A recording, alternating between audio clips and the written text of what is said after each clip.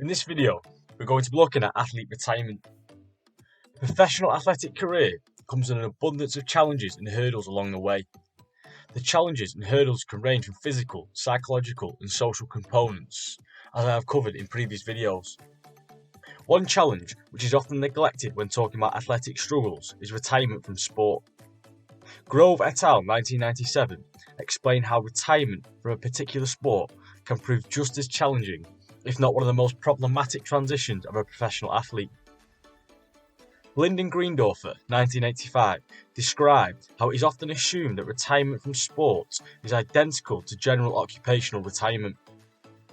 However, a career in sport, especially one of a superstar athlete, is far from ordinary, therefore to assume this may lead to misconceptions and consequences. Rosenberg 1984 implies that retirement for an athlete is a social death. This social death includes rejection and social exclusion. Athletes who have been involved within a sport for most of their life suddenly experience these characteristics described by Rosenberg, resulting into a potential downward spiral of eruption. One example of an athlete who unfortunately suffered from a downward spiral of eruption after retirement was ex-champion boxer Frank Bruno. Frank Bruno suffered with severe mental health problems and is still battling them to this day. To further provide impetus to athletes suffering from a potential social death after retirement, Blinde and Greendorfer 1985 explain how sport can be described as a continuum of socialization. The process begins when athletes are introduced to the specific sport and ends when athletes finally withdraw from the role of being a professional athlete. Leaving the sport for these athletes can then be defined as desocialization, as Blinde and Greendorfer 1985 describe. Desocialization can lead to athletes having to rediscover themselves and potentially start over from scratch in another field that can be defined as resocialization.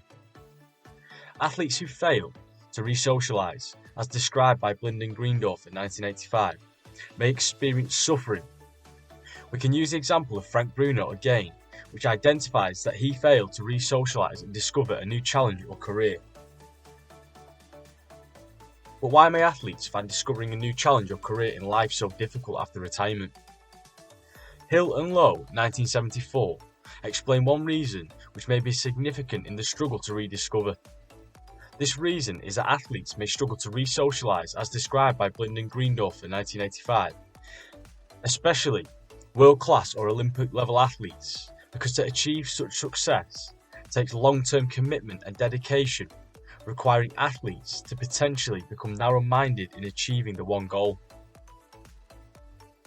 This type of dedication can take a life entirety, as explained by Ericsson et al. 2007.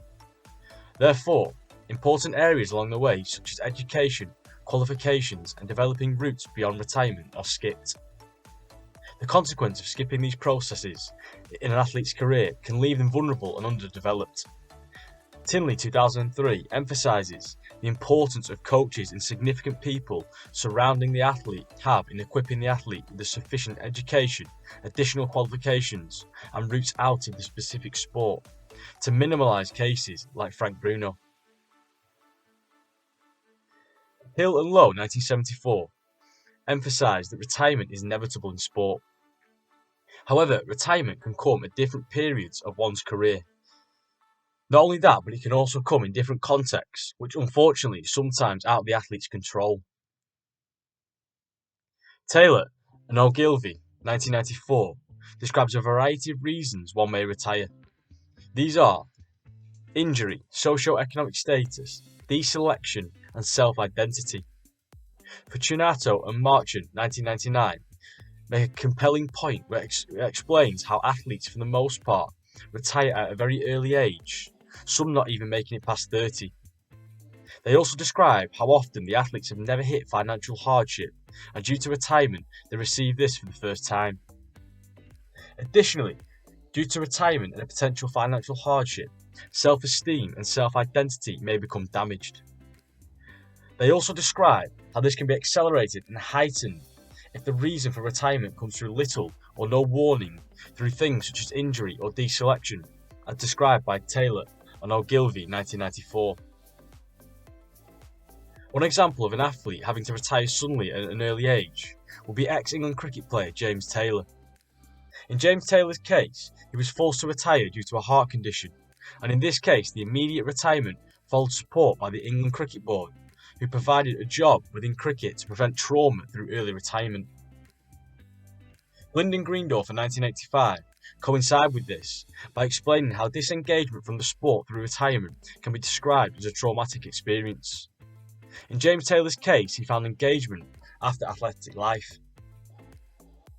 Athletes are often described to have to cope with retirement, but what does it actually mean? Lazarus and Folkman, 1984, explained coping by describing it as a personal changing cognitive and behavioural actions to complete the internal or external demand, which are often challenging and uncomfortable for the individual.